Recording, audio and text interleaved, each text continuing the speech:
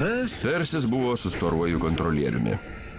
Sakykit, ponė, kas nutiko Tomui? Storasis kontrolierius atsiduso. Aš nežinau, Persi. Tomas stebėjo, kaip vietiniai miškakirčiai kerta sviruojantį banguojantį tiltą, važiuodami prie spygliuočių rąstų krūvos, sukrautos kitoje upės pusėje. Judam, krutam. Krutam, bėgiai, stuksim. Jipi! Vietiniams miškakirčiams patiko judantis kurtantis tiltas, bet tik ne Tomui. Šis tiltas nesaugus.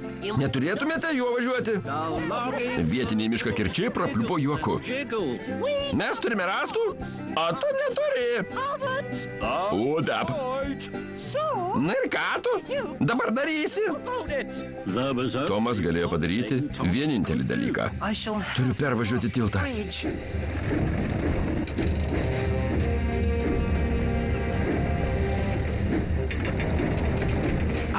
Ir klibantis rato apsisukimas po klibančio apsisukimo, Tomas saugiai pervažiavo judantį, krutantį tiltą. Tiltas drebėjo, bet jis nesulūžo. Galbūt klydau taip ilgai dvejodamas. Sodoro paieškų ir gelbėjimo centre Dūmas buvo sunerimęs.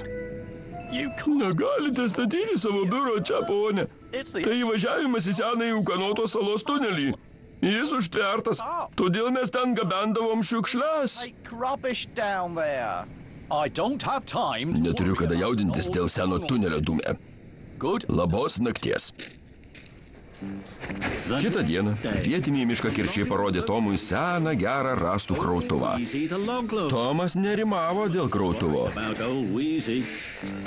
Senasis krautuvas cypė ir džeržgė, girgždėjo ir gurgėjo, pukšėjo ir pokšėjo ir visai nekrovė rąstų.